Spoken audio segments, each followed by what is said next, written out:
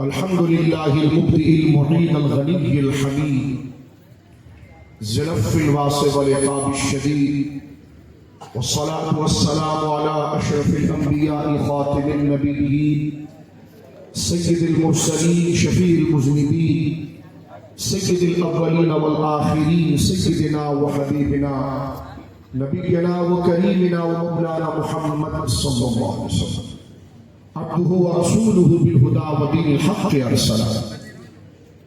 أما بعد فأعوذ بالله من الشيطان الرجيم. بسم الله الرحمن الرحيم.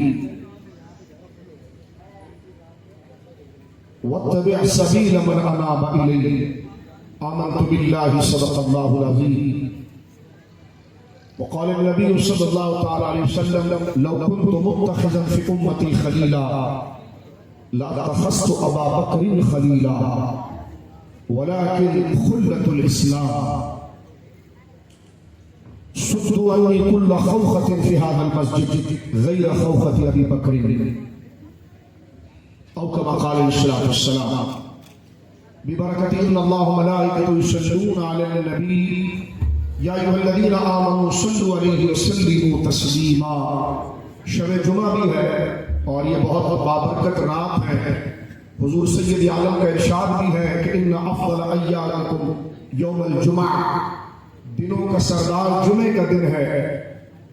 اور ارشاد فرمایا سرکار کریم نے کہ فاکثروا الصلاۃ علیہ، اس دن میری امت مجھ پر سب سے زیادہ درود پڑھے گی. فإن صلاتکم معروضۃ علیہ، تمہارا سلام مجھ تک پہنچایا جاتا ہے. تو لہذا محبت کے ساتھ صحابی نے آگے یہ بھی عرض کیا تھا یا رسول اللہ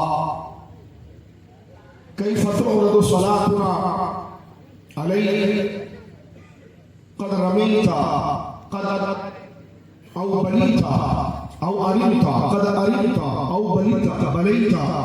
وقال النبی صلی اللہ علیہ وسلم ان اللہ حرم علی الارض ان تأکل اجساد الانبیاء.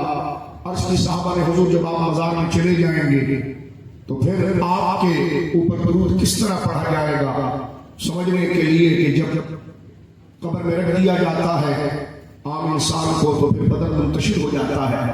صحابی یہ سوال ذہن رکھ کر پوچھتا ہے حضور قد ارمت، جب بدن منتشر ہو جائے تو پھر کس طرح آپ درود سنیں گے؟ آج ہمارے سامنے ہیں اور اپنے مبارک کانوں سے آپ سن رہے ہیں. تو سرکار نے اس پر جواب دیا کہ ان اللہ حرم علی الارض ان تأکل اجساد الانبیاء. سبحان اللہ سبحان اللہ.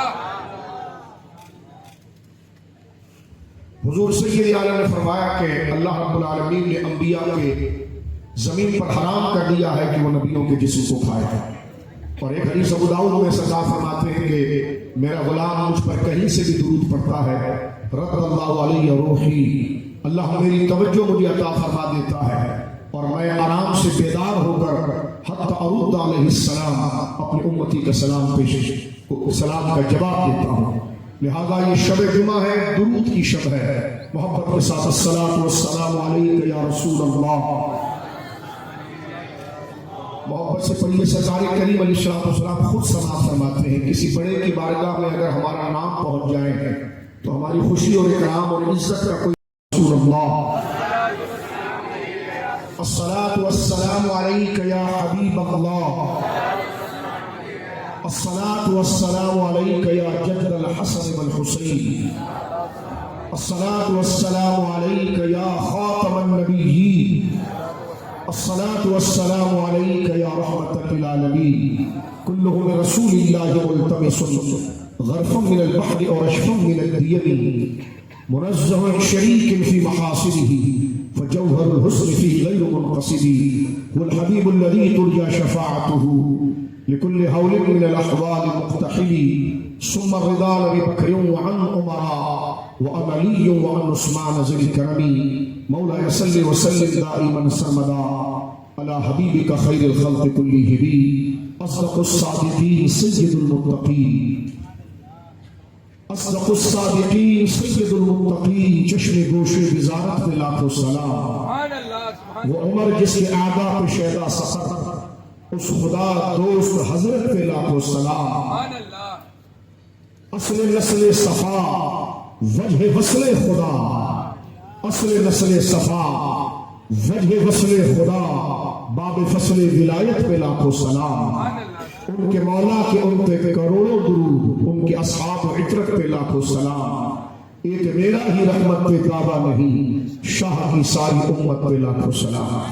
اللہ کی حمد و ثنا نبی محترم نبی معظم صلی اللہ علیہ وآلہ آلہ وصحبہ وبارک وسلم کی بارگاہ مقدسہ میں انتہائی محبت و عقیدت کے ساتھ درود و سلام پیش کرنے کے بعد تمام تعریف اللہ وحدہ لا شریک کے لیے ہے۔ میں شیخ عاطف صاحب قبلہ زیدہ شرفہ کو اور گل حسن صاحب اور آپ کی تمام فیملی کو جو قرآن و سنت سے اور فروغ دین سے، دین کی تبلیغ سے اپنے دل کے اندر بڑا روشن گوشہ رکھتے ہیں اور ذکر و فکر سے محبت رکھتے ہیں، صحیح عقیدے کو سننا اور قبول کرنے کو پسند کرتے ہیں، اور اپنا مال اور اپنی جان اور اپنا سرمایہ حیات کو مجتمع کر کے سالانہ یہ ذکر درس قرآن اور جس مہینے میں یہ منعقد ہوتی ہے اس کی مناسبت سے قرآن و سنت کا پیغام، ابلاغ دین اور نشر دین کا اہتمام یہ امت کے لیے کرتے ہیں۔ یہ دین دوست اور مسلک حقہ کے وفادار گھرانہ ہے۔ میں صمیم قلب سے شیخ عاطف صاحب کو، گل حسن صاحب زیدہ شرفہما اور ان کے تمام گھر والوں کو اور شاہ فیصل کے تمام غیور عاشقان مصطفیٰ صلی اللہ علیہ وسلم کو صمیم قلب سے مبارکباد پیش کرتا ہوں اور دعا کرتا ہوں کہ اللہ رب العالمین جل وعلا اس خاندان جو ہر سال بے لوث ہمارے سینوں کے اندر قرآن و سنت کی یاد کو بیدار اور تازہ کرنے کے لیے اور ہماری زیست اور زندگی کے مقصد کو سمجھنے کے لیے آخرت کی تیاری کی، آخرت کی یاد کی تیاری اور اس کی بیداری کے لیے جو یہ سالانہ بزم منعقد کرتے ہیں میلاد مصطفیٰ سرکار کے اہل بیت اور صحابہ کے حوالے سے، تو میں دعا گو ہوں اور آپ تمام دعا کریں کہ اللہ رب العالمین انہیں برکات عطا فرمائے، کیونکہ اچھوں کے لیے جب دعا کی جاتی ہے تو وہ بن مانگے ہمارے لیے عوض ہوتا ہے، اور مومن کی سب سے بڑی نشانی ہے کہ وہ محبت اللہ کے لیے کرتا ہے، اللہ کے دین کے لیے کرتا ہے۔ تو یہ خاندان اور ان جیسے کئی خاندان جو درس قرآن اور مذہب حق اہل سنت و جماعت کی تبلیغ و اشاعت کے لیے کمر بستہ رہتے ہیں، مستعد رہتے ہیں، دعا کیجیے اللہ ہر کے گھر پر رحمتوں کا نزول فرمائے اور اللہ رب العالمین جل وعلا اس خاندان کو چیرہ دستوں کی چیرہ دستی سے اور بدمزروں کی بدمزریت سے اور بدنظروں کی بدنظری سے اللہ اس خاندان کو محفوظ فرمائے۔ میرے شیخ طریقت حضور قبلہ سیدنا تاج الشریعہ رحمہ اللہ کے کئی مریدین یہاں موجود ہیں، میں اپنے تمام پیر بھائیوں کی خدمت میں سلام پیش کرتا ہوں اور دعا کرتا ہوں اللہ رب العالمین ہمیں آخری سانس تک جو قرآن و سنت کا صحیح اور متوازن نظریہ امام احمد رضا رضی اللہ تعالی عنہ جو تمام اکابر کے ترجمان ہیں، چاہے وہ سلسلہ قادریہ ہو، چشتیہ ہو، نقشبندیہ ہو، سہروردیہ ہو، اپنے دور کے اندر ماضی قریب میں وہ تمام اہل سنت کے واحد ترجمان رہے ہیں، اللہ رب العالمین ان کے خانوادے کے ساتھ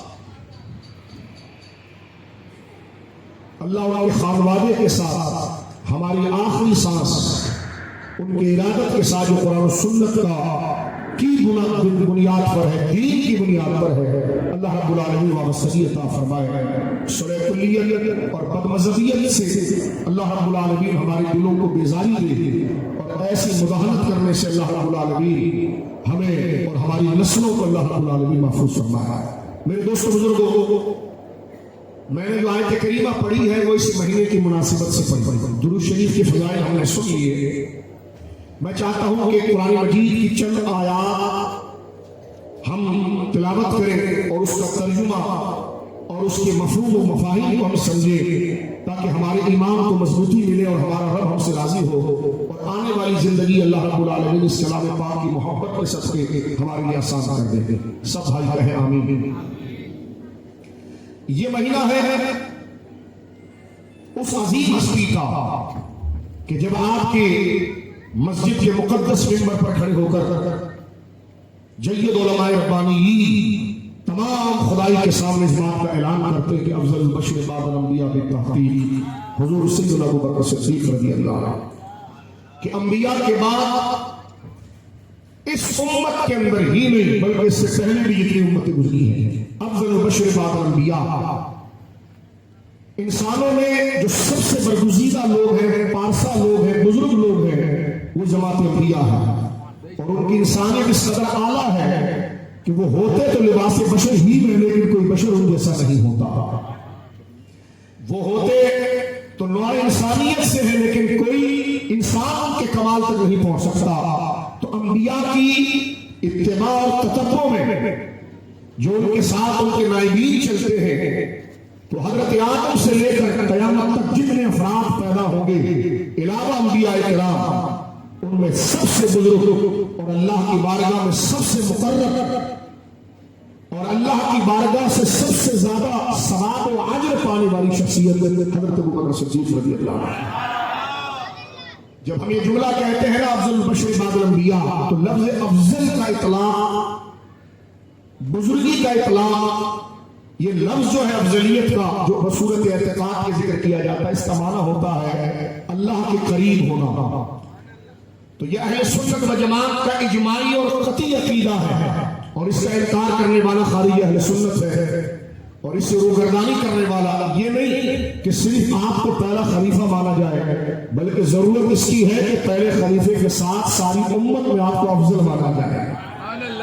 آپ جس طرح ترتیب خلافت میں اس امت میں پہلے خلیفہ بنے، تو آپ کا پہلا ہونا باپ کے تمام سے صرف خلافت ہی میں مقدم نہیں ہے، بلکہ تقرب اللہ کے مقرب ہونے میں، اور اللہ کی جناب سے جو بندہ نیکیاں کر کے اجر پاتا ہے، کثرت ثواب اور تقرب اللہ کے اندر جس طرح آپ کا خلافت میں پہلا نام ہے، اسی طرح اللہ کے قریب اور مقرب اولیاء کے اندر سب سے بڑا ولی ابوبکر صدیق ہے۔ سبحان اللہ، سبحان اللہ۔ سمجھ رہے ہیں اس بات کو آپ؟ یہ اہل سنت و جماعت کے اجماعی ہے۔ اب جو سنی نہیں ہے میں اس کو کوئی شکایت نہیں کرتا، وہ جو بھی کہے، لیکن اس عقیدے سے تنفر بھاگا نہیں جا سکتا۔ یہ نہیں، میں آگے بڑھنا چاہتا ہوں۔ صاحب بار شریعت نے اس بات کو بڑے اچھے انداز میں ذکر کیا۔ یہ نہیں کہ میں حضرت ابوبکر صدیق، حضرت عمر، سیدنا عثمان، سیدنا مولا مرتضیٰ رضوان اجمعین، میں ان چاروں کی خلافت قبول کرتا ہوں، نہیں، فرمایا اس چاروں کی خلافت اس طرح ترتیب کے ساتھ ہے، ایک کے بعد دو، دو کے بعد تین، تین کے بعد چار۔ یہ جو ترتیب خلافت کی ہے، یہی ترتیب ان کی اللہ کی بارگاہ میں مقرب، بزرگ اور افضل ہونے کی ہے۔ سبحان اللہ، سبحان اللہ۔ سمجھ رہے کھل کے بات؟ میں صرف عقیدہ پڑھ رہا ہوں، اور اس پر دلائل مختلف جگہ پر علماء ربانی دیتے رہتے ہیں۔ اعلیٰ حضرت امام اہل سنت کی عظیم کتاب مطلع القمرین شریف اس پر موجود ہے۔ ایک رافضی نواز نے ایک کتاب لکھنے کی کوشش کی کہ میں مطلع القمرین کا جواب لکھوں گا، تو ہم نے کہا تھوڑا صبر کر لو میرا جیو، تھوڑا صبر کر لو بس، انشاءاللہ العزیز۔ یہ مارا ہوا جو ہے، یہ شکار کیا ہوا امام احمد رضا کا ہے۔ آپ اجماع امت آپ کے قلم سے نکلتا ہے۔ کسی بڑے کے بارے میں بول کر خود کو مشہور کرنا اور ہے، لیکن اس کے علم کا مقابلہ کرنا اور ہے، اور یہ شان اللہ رب العالمین اپنے دور میں امام الشان امام اہل سنت فاضل بریلوی کو عطا فرمائی۔ سبحان اللہ، سبحان اللہ۔ جو بچہ ذوق رکھتا ہے، ظلال الورقا شریف اعلیٰ حضرت کی کتاب مطلع القمرین شریف، یہ فاضل بریلوی کی بڑی مستند کتاب ہے، اس میں اہل سنت و جماعت کی دلائل کی ترتیب کو مطالعہ کرے۔ میں پھر عرض کر کے آگے بڑھ جانا چاہتا ہوں، پردے میں میری بہنیں بھی سن رہی ہیں، مائیں بھی سن رہی ہیں، بیٹیاں بھی سن رہی ہیں، آپ بھی سن رہے ہیں، کیونکہ یہ عقیدے کا موضوع ہے، یہ فضیلت نہیں ہے، یہ افضلیت عقیدے کا موضوع ہے۔ تو لہٰذا یہ سمجھ لیجیے آپ کہ حضرت ابوبکر صدیق اگر پہلے خلیفہ ہوئے، اور حضرت فاروق اعظم آپ کے بعد 2 سال کے بعد جب آپ خلیفہ ہوئے، اور 10 سال کے بعد پھر حضرت عثمان غنی ہوئے، پھر 12 سال کے بعد سرکار شیر خدا ہوئے، تو یہ ترتیب جو خلافت کی ہے 1 2 3، یہی ترتیب افضلیت کی ہے۔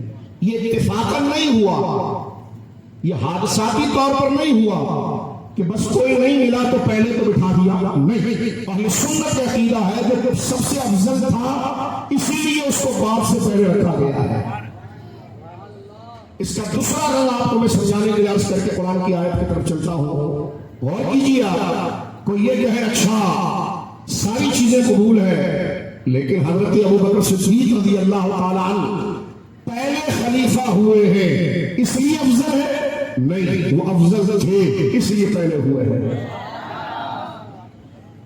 یہ باریک جو قطرن تفضیلی کرتے ہیں نا، اور ہمارے مشرب اور ہمارے طریقت پر بھی حملہ آور ہوئے ہیں، اور سوفٹ پاور سمجھتے ہیں کہ صوفیہ کا لبادہ اوڑھ کر یا ولایت اور بیعت اور خود کو صوفی منش ثابت کر کے وہ ادھر سے کام اتارے ہیں۔ لیکن میرے دوستو، تصوف جن کے اوپر جاری ہوا، جن سے جو اصل صوفیہ ہوئے، ان تمام کا بھی اس بات پر اجماع ہے کہ ریاست کی خلافت تو دوسری چیز ہے، ولایت اللہ کا ولی ہونا کیا مطلب؟ اللہ کے قریب ہونا کیا مطلب؟ سب سے زیادہ ثواب پانا۔ یہ عظمت تمام حضرت آدم سے لے کر قیامت تک سوائے انبیاء کے، انبیاء کے علاوہ جتنے نیک ہیں، ان میں سب سے زیادہ خدا کا قرب، کثرت ثواب، بزرگی پانے والی شخصیت حضرت ابوبکر صدیق ہے۔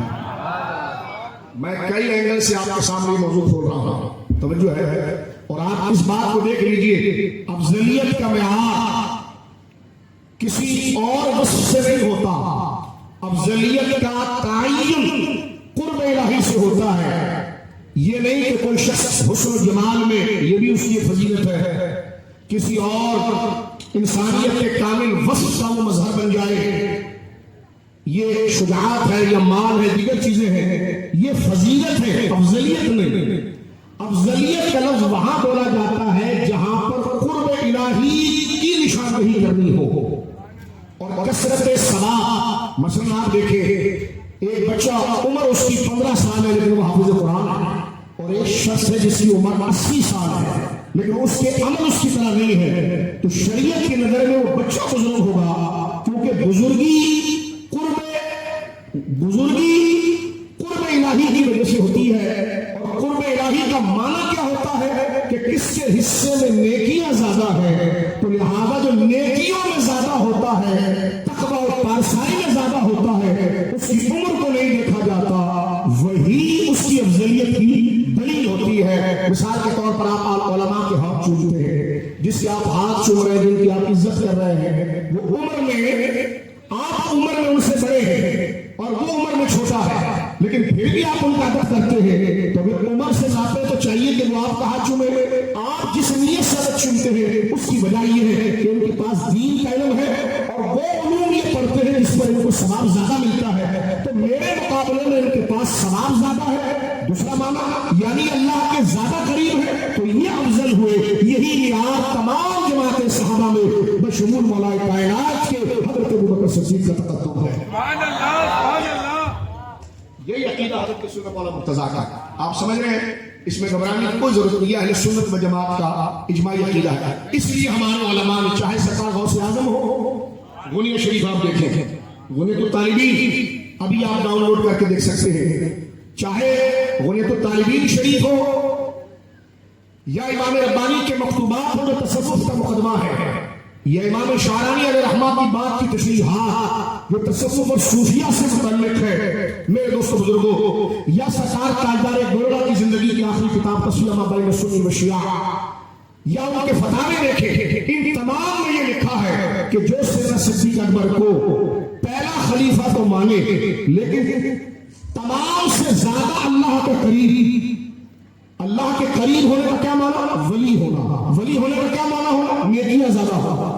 بے شک، بے شک۔ ہم جب کسی شخصیت کو ولی کہتے ہیں، یہ اللہ کے ولی ہیں، تو کس معنی میں کہتے ہیں؟ یعنی یہ ہم سے زیادہ اللہ کے قریب ہیں، یہ معنی ہوتا ہے۔ یہ آپ سمجھ رہے ہیں، یہ بالکل سادہ بات ہے، اس کو سمجھیے پھر آگے چلتے ہیں کہ یہ شخصیت جو ہے اللہ کے ولی ہے۔ کوئی پوچھے گا آپ نے ان کو اللہ کا ولی کہا، اس کی کیا لاجک ہے، اس کا پس منظر کیا ہے؟ آپ فوراً کہیں گے ولی کا معنی یہ بنا کہ یہ مجھ سے زیادہ اللہ کے قریب ہے۔ وہ کہے گا اللہ کے قریب کس طرح ہوا جاتا ہے، تو اس کا تیسرا ترجمہ آپ اس کو آسانی کے لیے کریں گے، اس کے تو شاید اجر کے اندر نیکیاں مجھ سے زیادہ۔ بات سمجھ میں آ گئی؟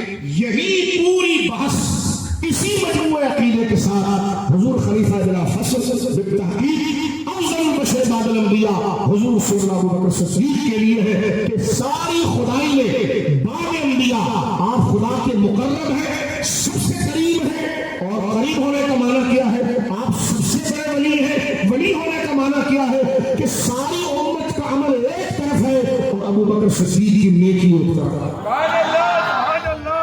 تو آج اس ہستی کا دن ہے، اور یہ جو باتیں میں نے عرض کی سطح مولانا مرتضیٰ کے فرامین سے محفوظ ہے، اور ان کے شہزادے حضرت داتا صاحب رحمۃ اللہ علیہ، ان کے شہزادے حضرت مخدوم جہانگیر اشرف جہانگیر رحمہ اللہ، حضرت سیدنا غوث اعظم، اور پھر ساتھ میں ایک جملہ عرض کر کے اس بات کو یہاں ختم کر دیتا ہوں. یہ بھی پوچھا گیا کہ ایک شخص کسی حضرت ابوبکر صدیق پر کسی بھی صحابی کو، چاہے وہ ان چاروں کے بعد ہو یا ان چاروں میں ہی ہو، حضرت ابوبکر کے اوپر ان کو فضیلت دے، اور پہلا خلیفہ تو مانوں گا میں، لیکن بزرگی میں یہ اور قرب الہی میں کثرت ثواب میں جیسا میں بتا چکا ہوں، اس میں میں ان تینوں میں سے ایک کو آگے کروں گا. تو فرمایا وہ سنی نہیں ہے. تو جب سنی نہیں ہے تو مطلب کیا ہوا؟ یہ مسئلہ عقیدے کا، بے شک بے شک. یہ مسئلہ فروع کا نہیں ہے. اب بعض دوست یہ کہتے ہیں جی ہم اس پر توقف کرتے ہیں، چپ رہتے ہیں، یہ بھی احمقانہ بات ہے. عقیدے میں توقف نہیں ہوتا، عقیدے میں بولا جاتا ہے. بے شک. یعنی چوری کا دروازہ نکالنے کے لیے اور اپنی خبر کو اتحادی نکالنے کی کوشش کی جاتی ہے. تو یہ خبتی معنی ہے، اور حضرت سیدنا امام ربانی نے فرمایا وہ بو فضولی ہے، وہ تو پکا ڈبہ فضول ہے کہ جو کہتا ہے عقیدے میں توقف. جب وہ عقیدے کا مسئلہ ہے تو اس میں توقف کیسا ہوگا؟ عقیدے میں چپ نہیں رہا جاتا، عقیدے میں بولا جاتا. تو لہٰذا یہ چوری بھی ہمارے علماء نے ختم کر دی. توجہ ہے. اب آپ تھوڑا سا آگے چلتے ہیں. جب یہ معیار آپ کو پتا چل گیا کہ توجہ میں چاہتا ہوں کیونکہ دینی مسئلہ ہے، اور میں بار بار آپ کی خدمت میں مسئلہ بھی ایسا کرتا رہا ہوں، کیونکہ سیدنا صدیق پر بات کرنی ہے تو پہلے ان مسائل کو کلیئر کرنا ضروری ہے، اور پھر ان خاص طبقے کو نامینیٹ کرنا ضروری ہے جو ہماری صفوں میں آ کر نام آپ کا لینے کے باوجود اس کو ڈیمیج کرنے کی کوشش کرتے ہیں. اس لیے غوث اعظم رضی اللہ عنہ کا نام میں نے لیا، تمام اکابر کا نام لیا. یہ بات بھی نہیں چلے گی کہ آپ پہلے خلیفہ ہیں، بات یہ چلے گی کہ آپ پہلے خلیفہ ہی نہیں، آپ افضل ہیں. اور یہ بات بھی نہیں چلے گی نہیں میں افضل مان لیا ہوں اس لیے آپ پہلے خلیفہ بنیں گے. نہیں، یہ بھی غلطی ہے. حق یہ کہ افضل تھے اس لیے خلیفہ بنے. بے شک بے شک. ہو گئی بات. اب آگے چلیے. اللہ کے، کیونکہ افضلیت اور فضیلت یہ دونوں الگ چیزیں ہیں. کسی اور صحابی رسول صلی اللہ علیہ وسلم کی رضوان اجمعین کی کسی فضیلت کو اٹھا کر کہنا کہ یہ ابوبکر صدیق میں نہیں ہے لہٰذا یہ افضل ہے، تو ایسے تو کئی اور صحابہ ان میں ایسی فضیلت ہے جو ان ہستی میں نہیں ہے. تو جزوی چیزیں جو ہے فضیلت کی وہ تو منتشر ہوتی ہیں. توجہ ہے. جہاں سرکار مولا شیر خدا کو شیر خدا کہا گیا، وہی غزوہ خندق کے اندر آپ غزوہ احد میں دیکھے سرکار نے خود تلوار اٹھا کر فرمایا کہ میری تلوار کا حق کون ادا کرے گا.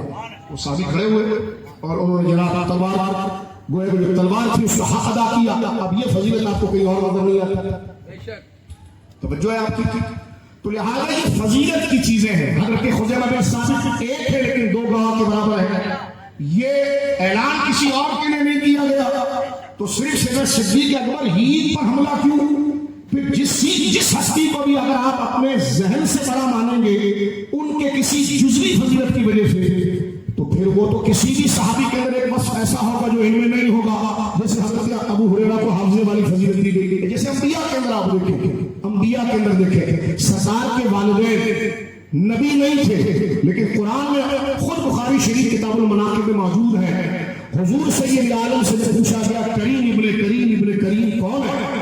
تو کہا گیا حضور آپ ہیں؟ فرمایا نہیں یہ یوسف ہے. اس لیے کہ ان کے والد بھی نبی تھے، ان کے دادا بھی نبی تھے، اور ان کے 4 پشتیں جو وہ نبیوں کی تھی. اب آپ نے کہ حضور نے خود بتا دیا. اب یہ وصف جو ہے یہ حضور کے شجرہ مبارکہ میں نہیں ہے. حضرت عبداللہ نبی نہیں ہے لیکن حضرت یوسف کے والد نبی ہے.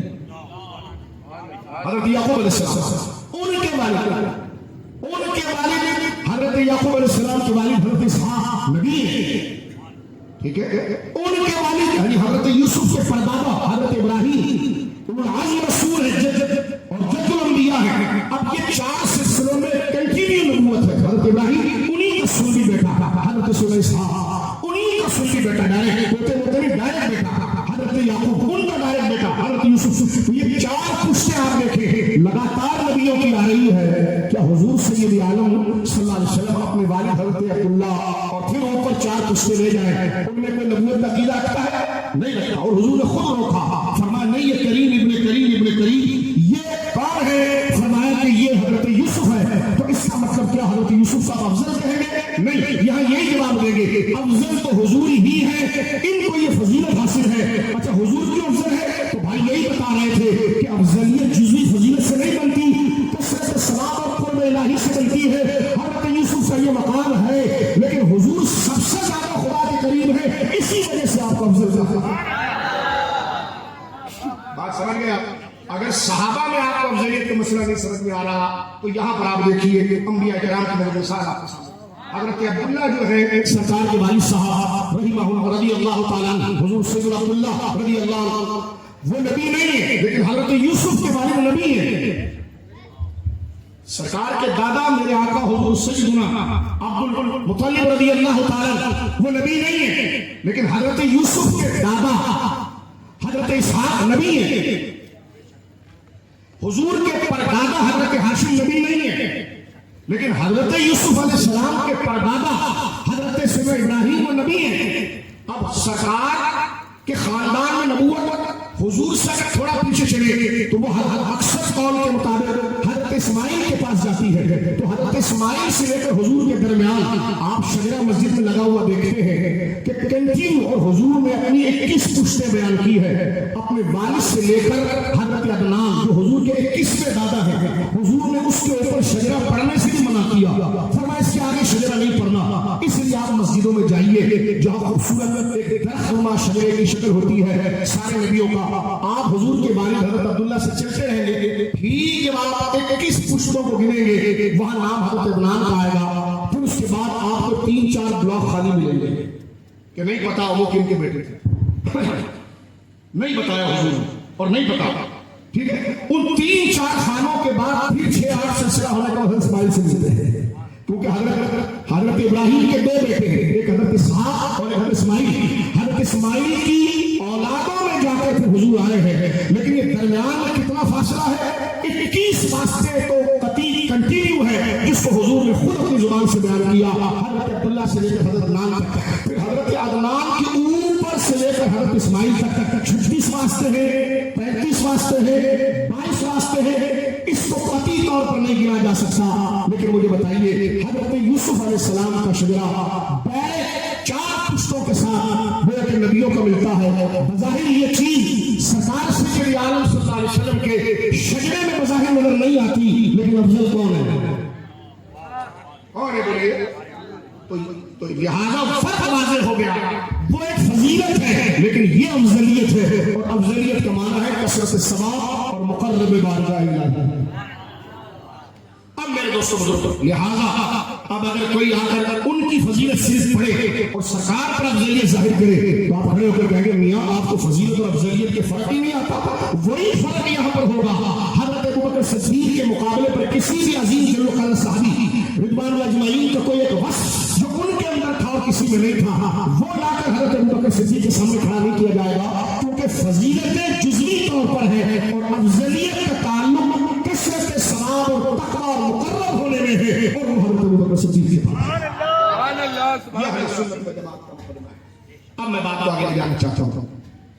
اب امت کے 2 گروہ کر لیجیے، کیونکہ یہ ایک درس عقائد کی صورت میں میں نے، ایک کلاس روم کی صورت میں، ایک خاندان کی صورت میں میں نے پھیر کر وہ جو کئی ہزار صفحوں پر بکھری ہوئی بحث ہے دلائل کے ساتھ ایک مسلمان سنی کو کس بات کو کس درجے میں جاننا ہے، ہم نے یہ 10-12 منٹ میں وہ 1000 صفحوں کا خلاصہ آپ کی خدمت میں پیش کر دیا ہے کہ ٹاپک یہ ہے، اور اسی پر بحث تشریح دلائل کے ساتھ ہزاروں صفحوں پر جاتی ہے. سبحان اللہ سبحان اللہ. اس جلسے کی برکت سے اللہ نے ہمیں یہ توفیق دی کہ یہی پڑھنے کے لیے ہم جاتے تو 6-8 سال لگ جاتے، لیکن اس کا خلاصہ کیا ہے، اس کا مرکزی موضوع کیا ہے، وہ آپ کے سامنے ہم نے عرض کیا کہ کیوں امام منبر پر یہ کہتا ہے افضل البشر بعد الانبیاء، نبیوں کے بعد انسانوں میں سب سے افضل. تو افضل کا کیا معنی ہے؟ جو اللہ کی سب سے زیادہ قریب ہے، اور قریب ہونے کا کیا معنی ہے؟ اس کے پاس نیکیاں سب سے زیادہ ہے.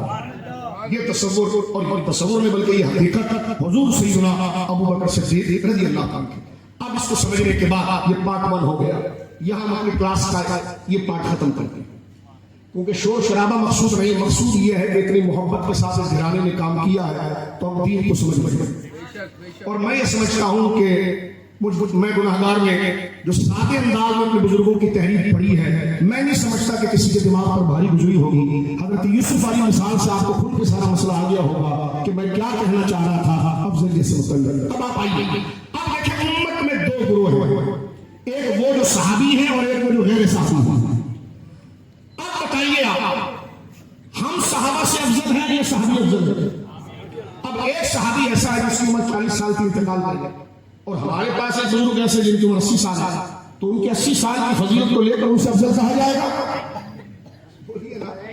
اب آپ دیکھو، اس کو 80 سال ملے لیکن جو صحابی تھا اس کو 80 سال نہیں ملے، 40 سال ملے۔ توجہ ہے، اگر یہی چیزیں کھیلو گے تو پھر تو سارا شعر نکل جائے گا، پھر تو بھی اپنی فضیلت کو لے کر بھائی مجھے ایک صحابی ہے جو میں زندگی میں ایک حج کیا، اور آج 2022 میں شاہ فیصل میں کوئی بندہ ہو اس نے 17 حج کیے ہو، وہ کل کو آ کر شیخ عاطف صاحب سے کہے میری فضیلت بیان کیجیے کہ وہ دیکھو یہ 8 10 15 16 18 50 صحابیوں کے نام بتا سکتا ہوں جن میں سے انہوں نے ایک ہی حج کیا، اور کچھ ایسے جو نے حج کیا ہی نہیں، اس سے پہلے وہ انتقال کر گئے، تو مجھے تو 17 حجوں کا شرف ملا، تو اس فضیلت سے میں افضل نہیں ہوا۔ لوگ کہیں گے میاں چاند کی طرف ٹھوک رہے ہو، فضیلت تمہیں ملی ہے لیکن فضیلت اور ہے، افضلیت اور ہے۔ 17 حج تو تم نے کر لیے، لیکن وہ صحابی جس نے حج بھی نہ کیا ہو اور اس سے پہلے وہ مثال کر گیا ہو، اس کی کثرت ثواب ایسا کہ تیرا فرض حج اس کی سانس کی نیکی کو نہیں پہنچ سکتا۔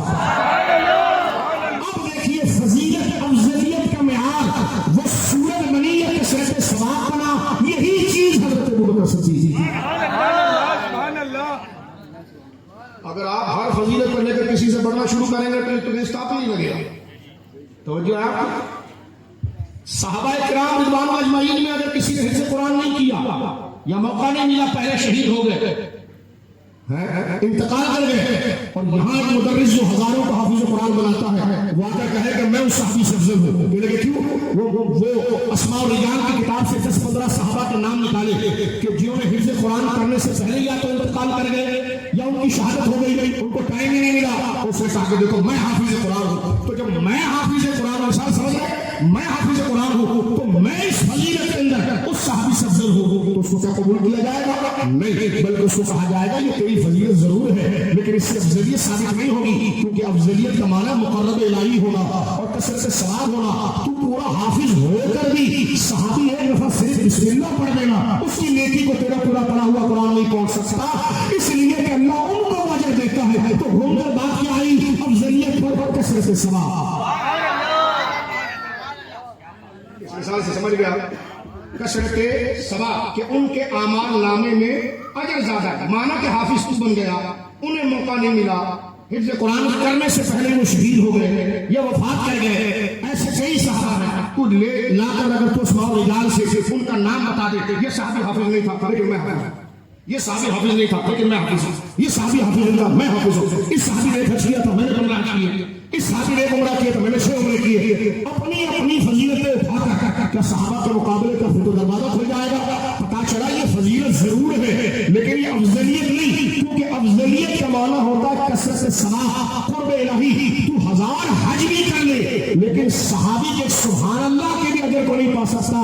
صحابی تجھ سے افضل اس لیے ہے کہ تو فرض نماز پڑھ لے تو تجھے وہ اجر نہیں ملتا، صحابی صرف اللہ کے دین کو خوش ہو کر مسکرا دے تو خدا تیری فرضوں سے زیادہ اس کو اجر دے دیتا ہے۔ تو اس کے افضل ہونے کی دلیل تیری کثرت نماز نہیں، اس کے افضل ہونے کی دلیل اس کو اپنی چھوٹی سی نیکی پر بھی خدا وہ اجر دے دے گا جو تیرے فرض پر بھی خدا تجھے دے گا۔ سبحان اللہ۔ آپ سمجھ گئے فضیلت اور افضلیت، لہذا اب یہاں سے تبدیلیوں کا خانہ خراب ہو جاتا ہے۔ اب وہ کہ فلاں صحابی نے فلاں کو فلاں کی فضیلت بیان کی، فلاں نے فلاں کی فضیلت، تو بھائی اس میں کبھی کہا آپ موضوع کو گڑ گڑ کیوں کر رہے ہیں؟ بات کی شعبے کی ہو رہی ہے، لارے کہاں پر ہو؟ تو لہٰذا میرے دوستوں میں اب آگے بڑھ جانا چاہتا ہوں تاکہ تقریر کو تھوڑا آسان کر دیں۔ اب آپ دیکھیے ایک ہمارا وجود ہے اور ایک صحابہ کا۔ امت کو اگر بانٹے، امت کو سمجھنے کے لیے 2 حصے میں کرے تو وہ جو سننا، ایک وہ لوگ ہیں جن کو حضور کا دیدار نصیب ہوا حالت ایمان. بولو سبحان اللہ. اور ایک ہم جیسے محروم ہیں اور ہم اس لائق بھی نہیں. ایک پڑھ رہا تھا کاش ان کے دور میں پیدا ہوا ہوتا. میں نے کہا تو نے آج دین کا حال کیا ہے, تو اس وقت پیدا ہوا ہوتا نا تو حضرت عمر اپنی ایڑی کے نیچے تجھے رگڑ دیتے. اس وقت جن کو پیدا ہونا تھا وہ عمر جیسے ہی ہونے تھے, وہ ابو بکر جیسے ہی ہونے تھے, وہ علی اور بلال جیسے ہی ہونے تھے.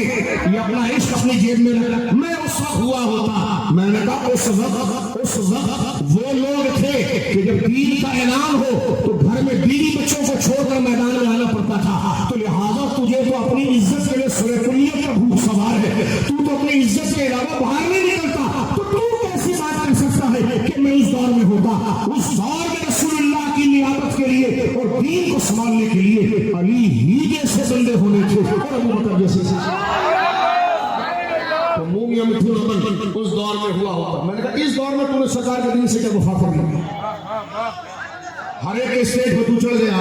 اس دین میں تم نے آج ہو کر کیا وفا کر لی اور تو پھر کہہ رہا ہے کہ میں اس دور میں ہوتا. یہ بات بھی نہ کر, اس دور میں ہوتا. شکر کر کے اس دور میں ہے کہ منہ بگاڑے نہیں جا رہے. اس دور میں تو نومینیٹ کر دیا جاتا کہ یہ منافق ہے, ہٹاؤ یہاں سے. اس لیے کہ وہ تو خالص دور تھا, دودھ کو دودھ کرنے کا, پانی کو پانی کرنے کا. سمجھ رہے ہیں میرے دوستوں. اب میں آگے بڑھنا چاہتا. کتنی عظیم جماعتیں ہیں صحابہ. اب آپ دیکھیں اس لیے حضور نے فرمایا تھا کہ میری امت کا جلدی جلدی چلوں. اب میں مخصوص تقریر نہیں ہے, مطلب تقریر نہیں ہے, چاہت تقریر نہیں. چاہت یہ ہے کہ ہم اپنا عقیدہ سیکھ لیں. حضور سے یہ بیان نے فرمایا کہ میری امت میں متن کو چھوڑ دیتا ہوں بخاری. میری امت میں سے ایک شخص احد کے پہاڑ کے برابر سونا تقسیم کرے. احد کا پہاڑ 1 کلو کا ہے, 10 کلو کا ہے, 40 کلو کا ہے. احد کا پہاڑ اس کو یوں دیکھتا ہے. اللہ ہمیں بار بار دکھائے اسی کے سامنے شہادت کی موت. ایمان پہ دے موت مدینے کی گلی میں, مدفن میرا محبوب کے قدموں کا بنا. حضرت با جاندار شیخ لکھا جو دل میں ہو, ایمان پہ دے موت مدینے کی گلی میں. بولو سبحان اللہ. مدفن میرا محبوب کے قدموں میں بنا دے. میرے بزرگوں دوستوں پردے میں میری بڑی بہنوں ماؤں بہنوں, جب بندہ جبل احد شریف کے پاس جاتا ہے نا, وہ مبارک پہاڑ ہے جس نے حضور کو دیکھا ہے. بندہ تو جا کر یہ سارے دن پہاڑ کو دیکھتا ہے, واہ تو نے حضور کو دیکھا. ہم اس چیز کو دیکھ ہم اس کو دیکھ رہے ہیں جس پر حضور کی نظر رکھی تھی. جبل احد شریف اس کو اتنا بڑا پہاڑ ہے کہ اس کو دیکھنے کے لیے آپ کو پورا سر اٹھانا پڑتا ہے اور ادھر پورا منہ کرنا پڑتا, ادھر کرنا پڑتا. اتنا بڑا اس کا حجم ہے. تو حضور فرماتے ہیں چھوٹی موٹی مثال نہیں, صحابہ کا مرتبہ اتنا بڑا ہے. فرمایا میری امت میں سے کوئی آدمی فرض کیجئے اتنا امیر ہو جائے اور اس کا دل غریبوں کے لیے اتنا نرم بھی ہو جائے کہ وہ سونا لائے, سونا وہ کتنا لائے, احد کے پہاڑ کے برابر. یعنی اللہ اس کو مال بھی اتنا دے دے اور دل بھی اتنا دے دے کہ احد کے پہاڑ کے برابر سونا ہو اس کے پاس, اور وہ اللہ کی راہ میں خرچ کرے, کیونکہ اللہ کو بندہ پسند ہے جو خرچ کرتا ہے. حضور نے فرمایا میری امت میں سے کوئی بندہ, میری بہنیں بھائی بزرگ بچے ذرا غور سے سنیں, صحابہ کتنے عظیم ہیں. نبی پاک نے فرمایا بخاری شریف میں کہ فرمایا کہ میری امت میں کوئی شخص, روایت میں مانا کہ اس کو پیسہ اتنا مل جائے کہ وہ احد کے پہاڑ کے برابر سونا خرچ کرے, اور فرمایا میرا صحابی آدھی مٹھی جو خرچ کرے. بارلے, جو, گندم, ویٹ. اب بتاؤ آدھی مٹھی کیا, پوری من کی بوری میں اٹھا کر رکھو تو من کی بوری ادھر ہوگی اور سونا اتنا سے ہوگا اس کا. اور یہاں حضور کہتے ہیں کہ میری امت کا ایک فرد احد کے پہاڑ کے برابر سونا خرچ کرے, سونا مال کتنا جو ملے گا. لیکن حضور فرماتے ہیں میرا صحابی جس نے مجھے دیکھا تھا میں اس سے خوش ہوا, وہ مجھ سے خوش ہوا, اسی پر وہ ایمان سے گیا. فرمایا وہ تقسیم کرے گا جو سونے میں کیا تعلق ہے یار, اور وہ بھی جو یہ نہیں کہ وہ پوری دنیا کا جو, فرمایا آدھی مٹھی جو, سستی ترین چیز تو لائے بھی سب سے مہنگا سونا، تو لائے بھی پہاڑ کے برابر اور لائے بھی آدھی مٹھی، رسول اللہ کہتے ہیں لیکن جب وہ خرچ کرے گا تو تجھے وہ اجر سونا احد کے پہاڑ کے برابر خرچ کرنے میں وہ ثواب نہیں ملے گا جو میرے صحابی کو آدھی مٹھی پر مل جائے۔ یہ ہے مدارک، یہ چیز صحابی اور غیر صحابی کو الگ کر دیتی ہے۔ دیکھو کتنی مبارک مثال سے کہ جو اور سونے کا تقابل حضور نے کیا، اس سے میں سمجھتا ہوں کہ اب 20 گھنٹے بھی بات کریں تو اب ضرورت نہیں ہے، اتنی سی بات سے پتا چل گیا۔ اب آپ دیکھیں تو امت کے دو طبقے ہو گئے، ایک وہ مراد با مراد لوگ جن کو حضور کا زمانہ مبارک ملا، حضور کے ارشاد ہے خیر القرون قرنی، سب سے بزرگ زمانہ میرا ہے، ثم الذین یلونہم ثم الذین یلونہم، پھر اس کے بعد جو زمانہ آئے گا تابعین کا، پھر اس کے بعد جو زمانہ آئے گا تابعین کا۔ اب آگے چلتے چلیے، پارٹ 2 کو ہم ختم کر کے پارٹ 3 میں اپنی تقریر کو ختم کر دیں گے۔ پہلے تو ہم نے عقیدے کے اوپر تھوڑی سی وضاحت کی جو ہمارے بچے اس موضوع کو سمجھ لیں، کیونکہ فیس بک پر کبھی لکھتے ہیں کیا معنی ہے اس کا، کیا معنی ہے۔ میں نے شیخ عاطف صاحب کے گھر والوں کو آپ دعا دیں کہ انہوں نے اتنا خوبصورت انتظام بھی کیا اور ہمیں دین سیکھنے کا موقع بھی عطا فرمایا۔ سبحان اللہ سبحان اللہ۔ میرے دوستوں نے یہ پاک صلی اللہ علیہ وسلم اپنے صحابی کا مرتبہ بتاتے ہیں بخاری شریف، سرکار فرماتے ہیں یاتی من الناس زمان، لوگوں پر ایک زمانہ آئے گا، لوگوں پر ایک دور گزرے گا کہ ان کے دشمن ان کو مارنے کے لیے ان سے کئی گنا بڑا لشکر لے کر آئیں گے، بخاری شریف، یغزون، اور وہ لڑنے کے لیے وہ بھی آگے آئیں گے۔ اتنے میں جب لڑائی شروع ہونے والی ہوگی نا تو دشمنوں کا لشکر ان سے کئی گنا زیادہ ہوگا اور وہ تعداد میں کم ہوں گے، لیکن سب سے پہلے وہ اپنے مجمع کی طرف مڑ کر دیکھیں گے اور کہیں گے حل فیکم من صاحب رسول اللہ صلی اللہ علیہ وسلم، ارے ہمارے لشکر میں کوئی ایسا بندہ ہے جس نے حضور کی صحبت اختیار کی تھی، صحابی ہے کوئی؟ تو قالوا نعم، کہا جائے گا ہاں یہ ایک بندہ صحابی ہے، تو حضور فرماتے ہیں فیفتح لہ، اس کے ہونے کی وجہ سے خدا فتح دے دے۔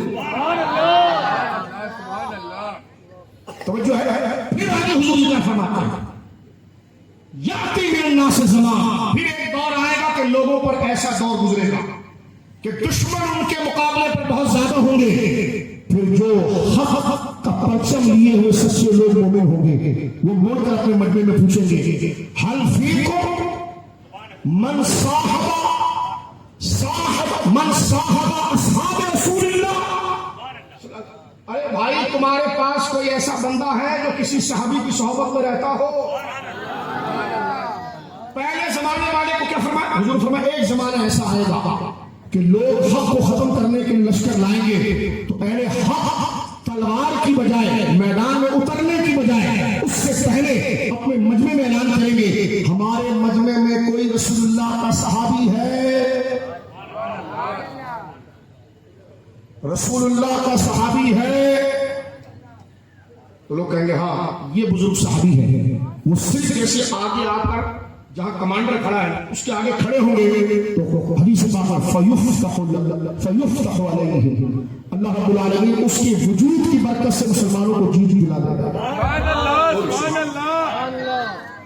حضور فرماتے ہیں اس کے بعد ایک دور ایسا آئے گا کہ دشمن آ جائیں گے اور اہل حق کم ہوں گے، تو پھر ان کا جو کمانڈر ہوگا پیچھے مڑ کر کہے گا حل فیکم من صاحب اصحاب رسول اللہ صلی اللہ علیہ وسلم، تم میں ایسا کوئی بندہ ہے کہ جو کسی صحابی کی صحبت میں رہا ہو؟ وہ کہے گا ہاں، فرما فیفتح علیہ، اللہ ان کو فتح دے دے گا۔ تو یہ صحابہ کا وجود برکت ہے، سبحان اللہ، ان کا وجود برکت ہے، ان کا نام برکت ہے۔ آج بڑے مجمع میں رات یا عمر یا علی کا نعرہ لگائے تو اس سے ٹل جاتا ہے۔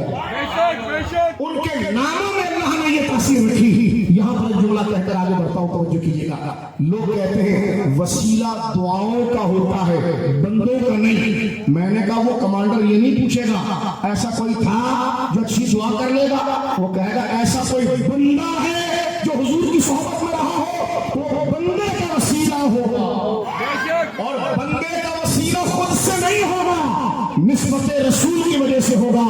اب جب رسول سے نسبت رکھنے والا وسیلہ بن گیا تو ذات مصطفیٰ کا توسل کتنا ہوا.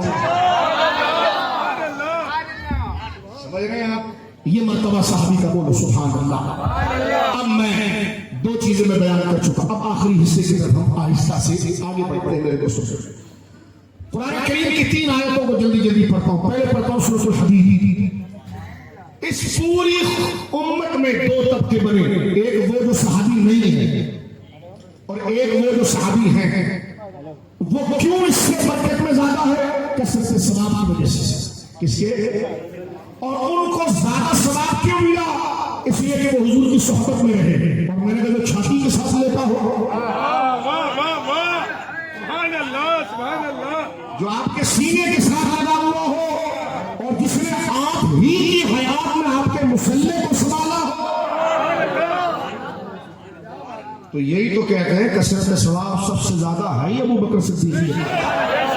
توجہ ہے. اب آہستہ سے میں آگے بڑھ رہا ہوں. میں صرف آپ کے دماغ کو کھول رہا ہوں. اس حد تک کھولنا چاہتا ہوں کہ پھر اس کے بعد آپ بڑی بھاری بھرکم کتاب پڑھنا جب شروع کریں تو رکے نہیں.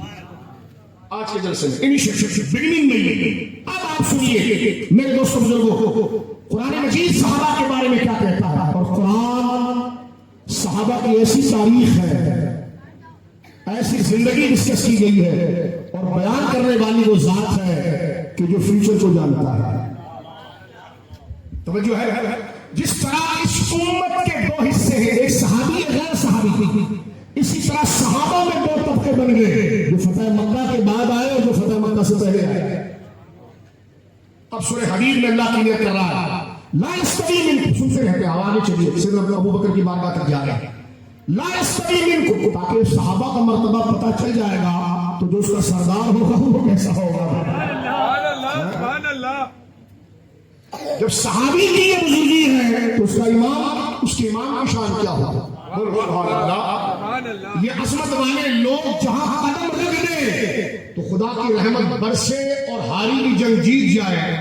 تو یہ جماعت مبارک جس کے پیچھے کھڑے ہو کر نماز پڑھے اس صدیق کی افضلیت کتنی ہوگی. بولیے نا سبحان اللہ. سنیے میرے دوستوں بزرگوں، قرآن کریم کی آیت ہے. اللہ فرماتا ہے لا یستوی منکم من انفق من قبل الفتح وقاتل. دراصل سن رہے ہیں آپ، دراصل دیکھیے اسلام کو اگر آپ ایک تنظیم کی صورت میں دیکھیں، میں لاجیکل بات کر رہا ہوں تاکہ آیت آپ کے ذہن میں آ جائے، تاکہ تھوڑے سے بات میں اور زیادہ بات اس میں آ جائے. دیکھیں جب بندہ تنظیم بناتا ہے، تنظیم کو بینیفٹ 2 چیزوں سے پہنچتی ہے، ایک مال سے اور ایک کارکن کی جان سے. توجہ ہے. اور جو قائد اور لیڈر ہوتا ہے وہ اسی کو اپنے قریب کرتا ہے کہ جس نے تنظیم کو پیسہ زیادہ دیا ہو اس کی مشکل میں اور جان دی ہو، اس کا اپنا بیٹا اس کے نزدیک کچھ نہیں ہوتا. کیوں؟ اس لیے کہ تنظیم میں اوپر وہی آتا ہے جو تنظیم کو نفع پہنچاتا ہے. یہی بات اہل سنت کی ہے کہ ہمارے اہل سنت کے اکابر نے لکھا کہ بزرگی اور افضلیت کا معیار نسب نہیں ہے، نفع اسلام ہے. جس سے اسلام کو جتنا نفع پہنچا وہ پچھلے سے اتنا زیادہ بڑھ گیا. اور یہ بات بھی ٹھیک ہے، آپ ایک تنظیم بناتے ہیں، ایک کارکن ہوا جو صبح شام آپ کے ساتھ بھی ہے اور پیسہ بھی لے کر آیا، اور اس وقت لایا جس وقت آپ کو کوئی قبول نہیں کرتا. بتاؤ ایسے وفادار کو تو وہ قائد کبھی نہیں بھولتا. جو تنظیم کو نفع پہنچائے گا خدا اس کو ملے گا. اس کو دوسرے انداز میں سمجھیے، نفع اسلام، اور اسلام کو سب سے بڑا نفع حضرت ابوبکر صدیق ہی سے پہنچا. سبحان اللہ سبحان اللہ. دیکھو اس آیت کے اندر جو میں پڑھنے جا رہا ہوں اس پر تھوڑی سی توجہ کر رہا ہوں. اللہ نے صحابہ کی 2 جماعتیں بنائی، ایک فتح مکہ کے بعد والی، ایک فتح مکہ سے پہلے والی. فتح مکہ 8 ہجری میں ہوا، اس کے بعد زمین کھل گئی مسلمانوں کے لیے. جب اتنی بڑی ریاست ہاتھ میں آ گئی تو کسی دشمن میں جرأت نہیں تھی کہ آپ اٹھائے. لیکن فتح مکہ سے پہلے بڑا گھٹن کا ماحول تھا، ہر بندہ اوپر چڑھا تھا. بدر ہوئی، حنین ہوئی، یہ لڑائیاں ہوئی، تو اللہ نے بھی پھر جس کا سپورٹ زیادہ دین کے ساتھ ہوا اسی کی سپورٹ کی وجہ سے صحابہ کی جماعت کو 2 حصوں میں بانٹا. اور بانٹنے کی وجہ کیا بنی؟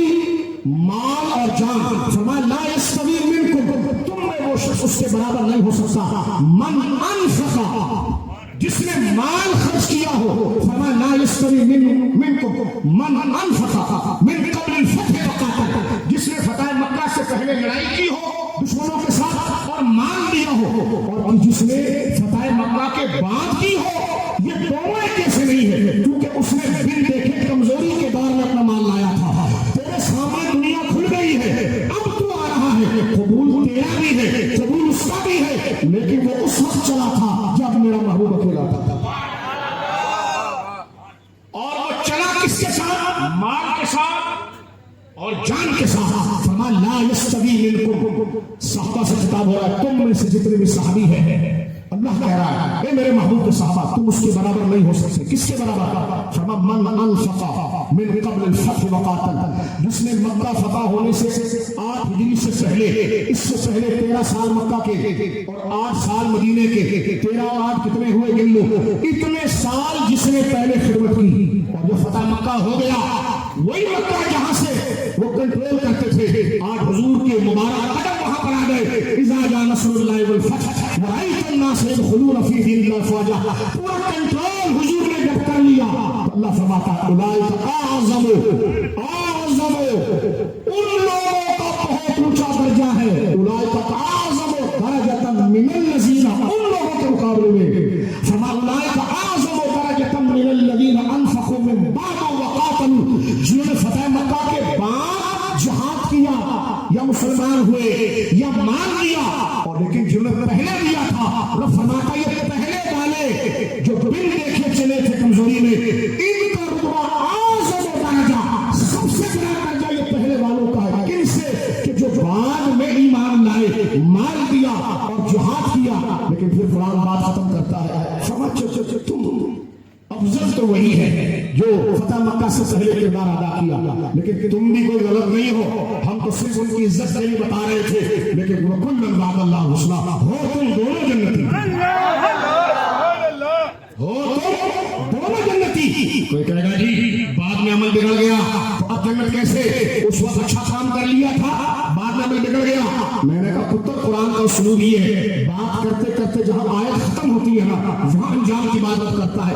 اب رب کہہ رہا ہے وَكُلًّا وَعَدَ اللَّهُ الْحُسْنَىٰ وَاللَّهُ يَعْلَمُ بِمَا تَعْمَلُونَ خَبِيرٌ. جو تو سوچ رہا ہے نا اللہ کو اس کا علم ہے, اور اللہ جو کہہ رہا ہے تو یہ نہیں سوچنا کہ بعد میں کیا ہوگا. فرمایا وہ سب کچھ جانتا ہے جو تمہارے علم کے اندر ہے, جو تم سن رہے ہو. یہ آیت جہاں ختم ہو رہی ہے یہ وضاحت دے کر مسئلے کو لوٹ کر رہی ہے کہ ہم ان کے انجام کو دیکھ کر یہ بات کر رہے ہیں, اس وقت کو دیکھ کر نہیں کر رہے.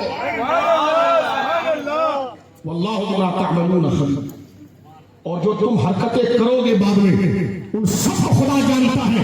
تو جاننے کے باوجود کیا فرمایا وَكُلًّا وَعَدَ اللَّهُ الْحُسْنَىٰ, یہ دونوں جنتی ہیں. اس کا مطلب صحابہ کرام رضوان اجمعین کے لیے اب کسی تاریخ کو پڑھنے کی ضرورت نہیں ہے, اب کسی ریفرنس کو پڑھنے کی ضرورت نہیں ہے. قرآن میں آگے جا کر اس مسئلے کو لوٹ کرتا ہے. اب میں بات ختم کرتے ہوئے سورہ مائدہ کی طرف آ جاتا ہوں. یہ سورہ حدید, سورہ مائدہ صرف قرآن.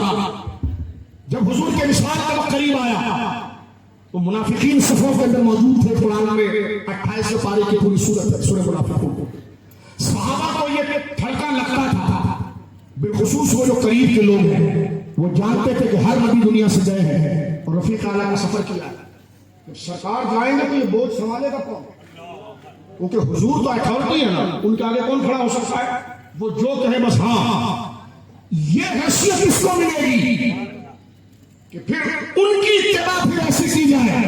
یہ وہ بندہ سمجھ سکتا ہے جو یہ دیکھے کہ باپ ہمارے گھر میں بڑا تھا اور اس کی پراپرٹی ہو یا اس کی ذمہ داری ہو, اس کے دشمن بھی بہت تھے اور معاملات بھی بہت تھے.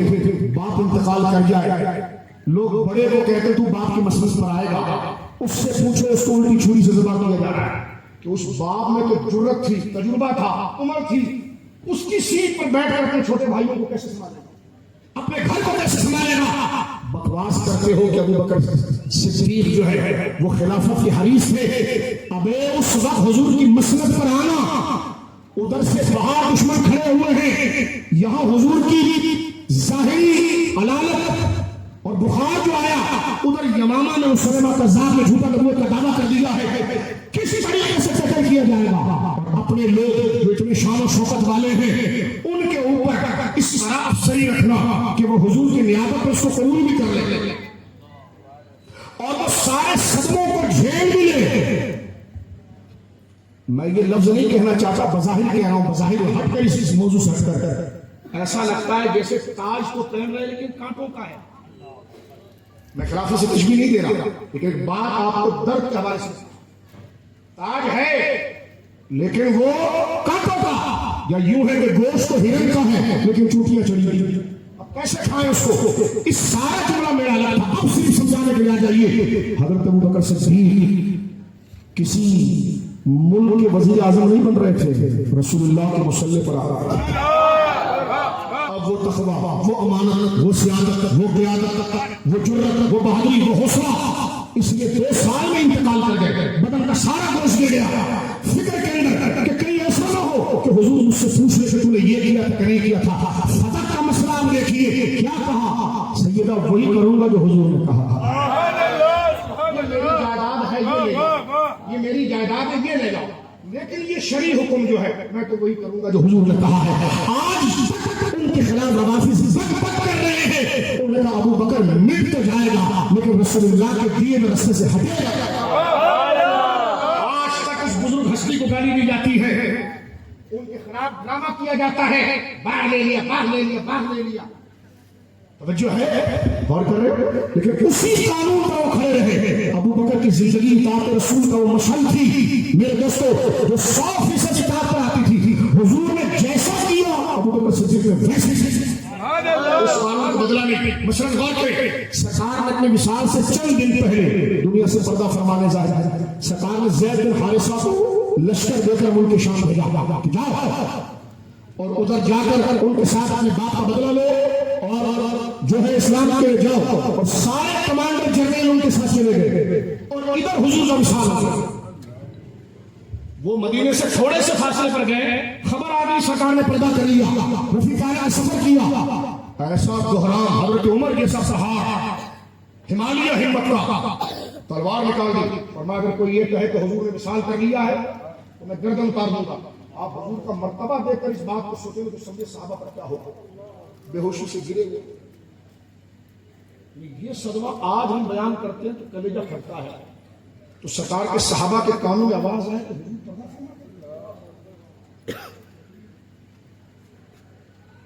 کسی ذمہ دار وفادار بچے کے پاس اچانک خبر آئے کہ اس کا باپ ایک کر و فر والا، مقام مرتبے والا، خبر ہے انتقال ہو گیا. وہ ایک تو صدمہ یہ کہ والد انتقال کر گیا، دوسرا یہ کہ میں ان کی طرح کہاں بہادر ہوں، یہ سارا کیسے سنبھالوں گا، میرے تو چھوٹے بھائی ہیں. ایک وہ حضرت عمر پر کیفیت یہ تھی کہ تلوار نکال دی اور مدینے کی گلیوں میں چل رہے ہیں اور فرما رہے ہیں اگر کسی نے کہا حضور نے انتقال کر لیا میں گردن اتار دوں گا اس کی. اس وقت ایک اب لوگ حیران تھے کہ عمر کو کیسے کنٹرول کرے. وہ جذبات وہ سننا ہی نہیں چاہتے تھے کہ سرکار نے پردہ فرمایا ہے. وہ یہ کیسے ہو سکتا ہے، وہ سننا نہیں چاہتے تھے. اس ایسا تھا خیر ایسی اس وقت حضرت ابوبکر تھے جو مصلی پر آئے. فرمایا محمد صلی اللہ علیہ وسلم اللہ کے بندے تھے، جو نبی آیا ہے وہ دنیا سے گیا. قرآن کی آیت پڑھی. حضرت عمر نے جب یہ جملہ حضرت ابوبکر کی زبان سے سنا اور اس کو حقیقت تک لے گئے تو دھڑام سے زمین پہ. صحابہ کی کیفیت ایسی تھی کہ حضور کی قبر شریف سے گزرتے تھے عبداللہ ابن عمر تو اتنا روتے تھے لگتا تھا یہی مر جائیں گے.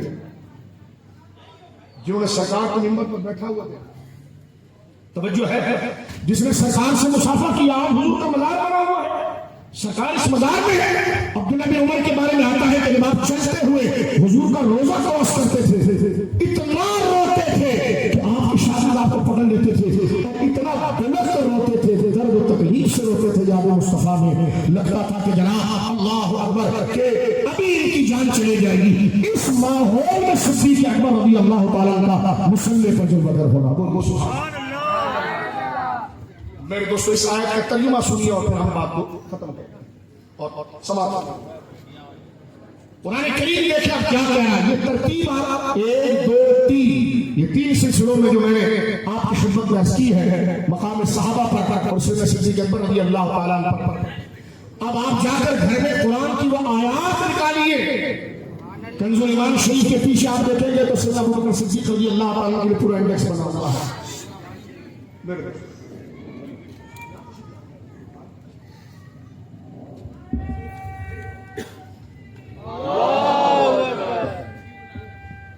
الحمدللہ اہل سنت و جماعت کی ایک قیمتی شخصیت الحاج عبیض رضا قادری صاحب قبلہ مدثر اللہ علیہ آپ کی تشریف لائے ہیں اور انشاءاللہ آپ کی مبارک آواز کو سن کر ہم اپنے دلوں کو حضور سید عالم صلی اللہ علیہ وسلم کی مبارک ذکر کے ساتھ محظوظ کریں گے انشاءاللہ.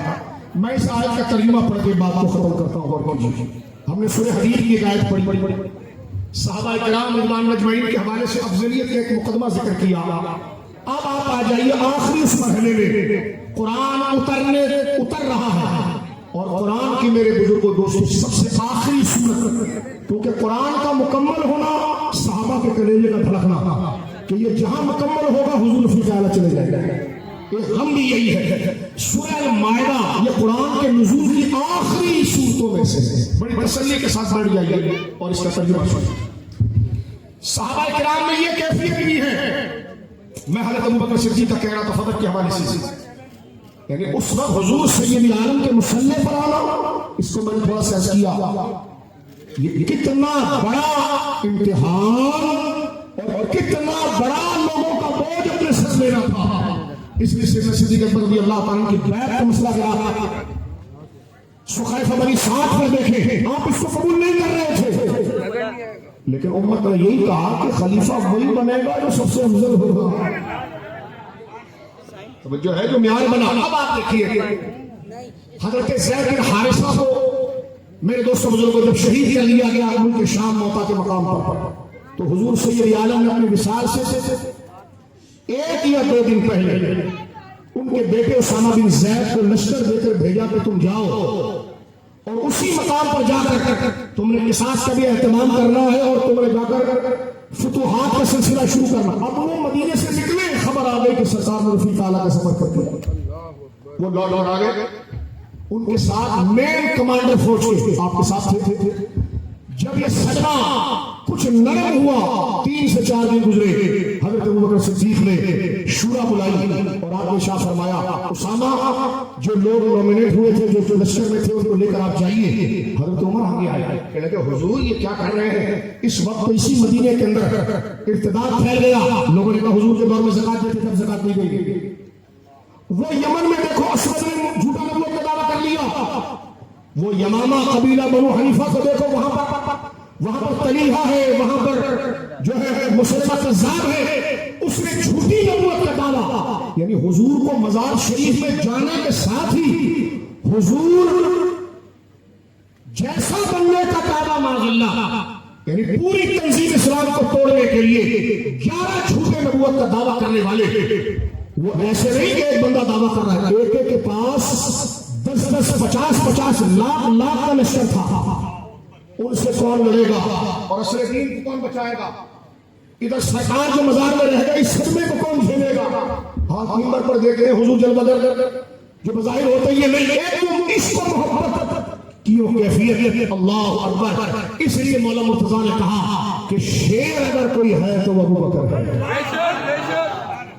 ان کیفیات کو اگر آپ دیکھیے, یہ کہتے جناب خلافت کے لیے بھاگ رہے تھے, خلافت کے لیے بھاگ رہے تھے. میں نے کہا بیٹا جب بیٹھ گئے تو ایک کوئی حکم بتا جو ہٹاؤ. اور اس وقت بیٹھنا پیچھے رہنا آسان تھا. میرے دوستوں جب حضرت اسامہ کو حضور دوبارہ بھیجنے لگے, حضرت سیدنا خالد, حضرت سیدنا ابوبکر صدیق, حضرت عمر نے کہا کہ روک لیجیے, تھوڑا ڈیلے کر لیجیے 4 مہینے کے بعد, تاکہ یہ فوج یہاں مدینے میں استعمال ہو جائے. آپ کا طرز یہ تھا, آپ نے فرمایا حضور نے جو لکیر کھینچی ہے بس اسی پر ابوبکر چلے گا. فرمایا یہ ساری چیزیں حضور کے سامنے تھی. اسامہ رکھے گا نہیں, یہ جائے گا, کہے گا ساری فوج اس کے ساتھ چلے جائے گی تو مدینے کو کون سنبھالے گا, بعد والے کو. فرمایا کہاں ہو جائے گا عمر, فرمایا بغاوت ہو جائے گی, لوگ ٹوٹ پڑیں گے. فرمایا یہی ہوگا نا کہ مدینے کے گرد کے بھیڑیے نکل آئیں گے اور ابوبکر کے جسم کو پھاڑ دیں گے. میرا جسم پھٹ جائے میں مر جاؤں یہ گوارا ہے, لیکن رسول اللہ نے اپنی حیات میں جو فیصلہ کر لیا اس کو تبدیل کر دو, یہ ابوبکر سے گوارا نہیں. یہی کیفیت معرفت میں ہے.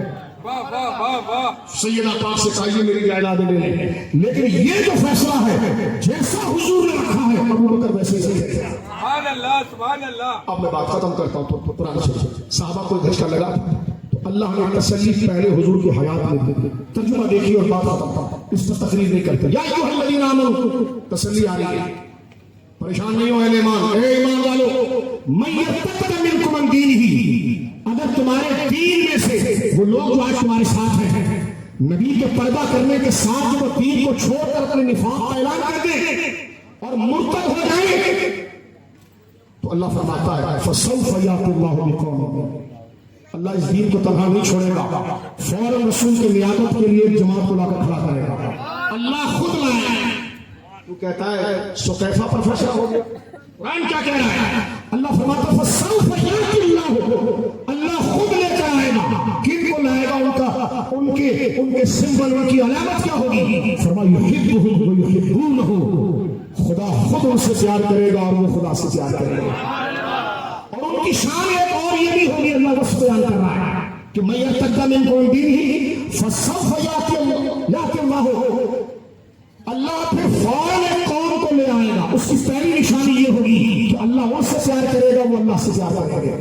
اذلۃ علی المؤمنین، مسلمانوں کے لیے بہت نرم ہوں گے، عزت علی الکافرین، کافروں کے لیے سخت ہوں گے، مجاہدون فی سبیل اللہ، جان مال سب کچھ لگا کر اللہ کی راہ میں جہاد کریں گے، لا یخافون لومۃ لائم، کیسے وہ کس طرح آنکھ دکھا کر ڈرائیں گے، ان کو کسی طرح کی پرواہ نہیں ہوگی۔ بولیے سبحان اللہ۔ آگے اللہ کہتا ہے ان کے بارے میں کہ ذالک فضل اللہ یؤتیہ من یشاء، یہ اللہ کا فضل ہوگا ان پر کہ اتنوں میں سے ایک کو چن لے گا، اور فرمایا یہ دھاندلی نہیں ہوگی۔ آگے اللہ کہہ رہا ہے واللہ واسع علیم، اور یہ جو خدا بات کر رہا ہے اس کا علم اتنا وسیع ہے اور اس کا علم ایسا ہی ہے کہ رسول کے بعد اس مسلح کا مستحق کون ہوگا، اس کی نیابت کو کون سنبھالے گا۔ فرمایا یہ فیصلہ وہی کر سکتا ہے جو واسع علیم ہے، علم رکھنے والا ہے اور غصہ سکتا ہے۔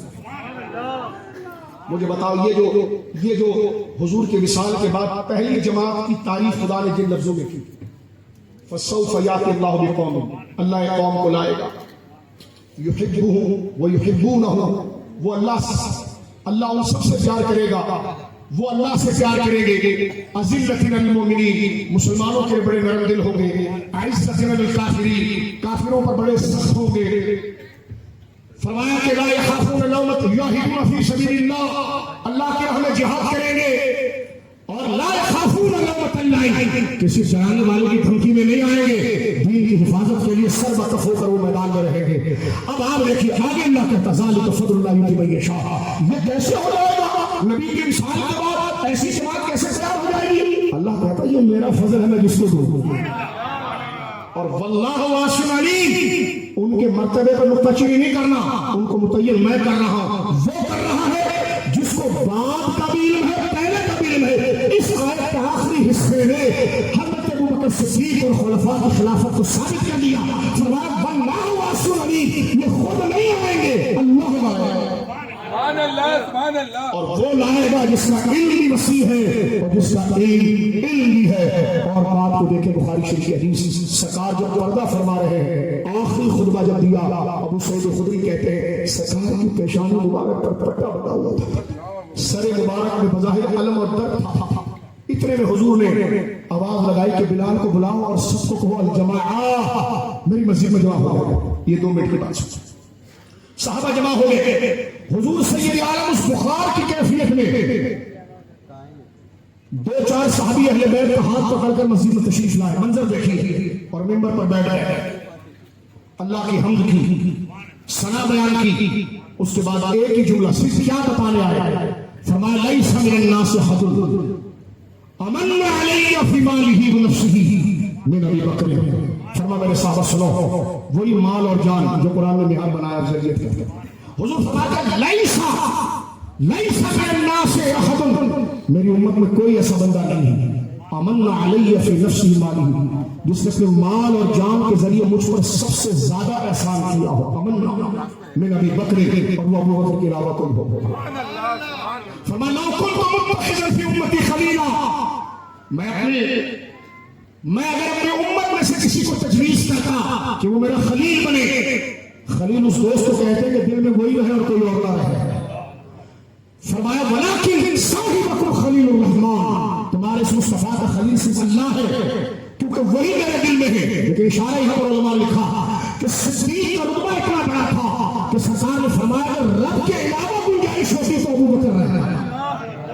فرمایا ولیکن خلت الاسلام، یہ ہمارا دینی رشتہ ہے۔ اب حضور ممبر سے اٹھ رہے ہیں، ایک نظر حضور نے قبلے کی دیوار سے اپنی نظر مبارک کو گھمایا، دوسری طرف وہ فرمایا شدوا کل خوخۃ فی ھذا المسجد۔ کراچی میں یہ سادہ دور تھا کہ جب دیواریں مشترک ہوتی تھی، آپ کے گھر کی دیوار میری دیوار ایک ہی ہوتی تھی، ٹھیک ہے، دیواروں پر مشترک، آج تو ہر ایک کی دیوار الگ۔ وہ سادہ مبارک دور، لوگوں کے گھر مسجد نبوی کے ساتھ چپکے ہوئے تھے، وہ اپنی کھڑکی کھولتے تھے تو مسجد میں کھلتی تھی۔ اللہ سبحان اللہ، توجہ ہے، کیونکہ قریب قریب گھر تھے، ایک ہی دیوار تھے۔ سرکار نے ساری دیواریں مسجد کی دیکھی اور جملہ کہا، تقریر ختم کرتا ہوں، دیکھیں مقام صدیق، اس ظاہری بیماری میں اور اس درد میں حضور آ کر صرف یہ بات امت کو بتا رہے ہیں، اور ممبر سے اٹھتے ہوئے آخری بات کیا کر رہے ہیں؟ صحابہ کہتے اس کے بعد ہم نے حضور کو پھر ممبر پر نہیں دیکھا۔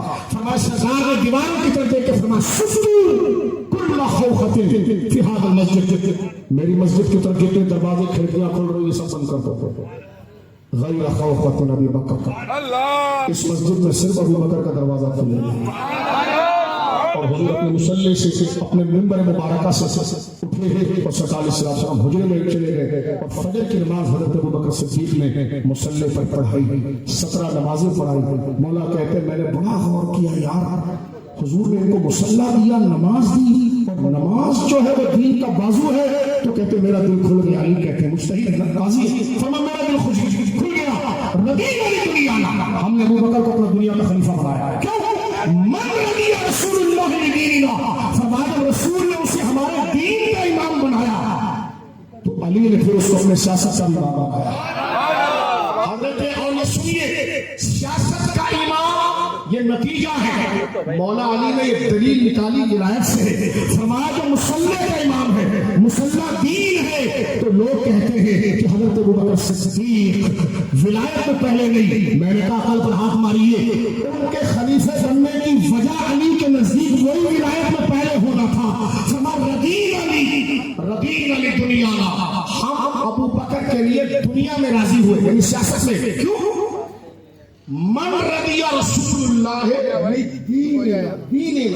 دین کا معنی ولایت، دین کا معنی روحانیت ہے، دین کا معنی قرب الہی ہے۔ فرمایا رسول اللہ نے ہم پر دین میں ان کو آگے کیا، تو علی نے پھر ہاتھ پکڑ کر ابو بکر کو دنیا میں بھی آگے کیا۔ سبحان اللہ سبحان اللہ رب العالمین جل وعلا ان محسنین کے حق پر پہرا دینے کی توفیق۔ آمین۔ یہ قرآن کی جو آیات ہم نے سمجھی، بہت پورا شوق دور ہے، ہماری صفوں میں ایسے نکمے گھس گئے ہیں جو عجیب عجیب سی بھانگ بولیاں بولنے کی کوشش کرتے ہیں، لیکن ہم نے یہ کوشش کی ہے کہ بغیر کسی پر تبرہ اور طنز کے جو صحیح راستہ ہے، جو ہمارے اکابر نے لکھا ہے، اور اس کے علاوہ اگر ہو تو فقیر حاضر ہے، اور ہمارے اکابر نے لکھا، اور میں نے افضلیت اور فضیلت کا معنی آپ کو بتایا، اوپر سے نیچے سب نے لکھا کہ صدیق اکبر بچ کے بعد جو 3 عظیم صحابی ہیں ان کو اگر ان پر فوقیت دے، یہ غوث اعظم نے بھی لکھا، مخدوم سمنا نے بھی لکھا، داتا صاحب نے بھی لکھا، حضرت سید العطیہ مہدی شاہ صاحب نے بھی لکھا، علامہ للکائی نے بھی لکھا، اعتقاد کی ساری کتابوں میں ہے۔ فرمایا وہ کرتا رہے، وہ سنی نہیں ہے، کیونکہ سنی وہ ہے کہ جس کو رسول اللہ نے مصلی دیا اس کی افضلیت کا وہ قائل ہو۔ اس لیے امام احمد رضا سلام پیش کرتے ہیں، اصدق الصادقین سید المتقین، چشم گوش وزارت پہ لاکھوں سلام، وآخر دعوانا الحمدللہ۔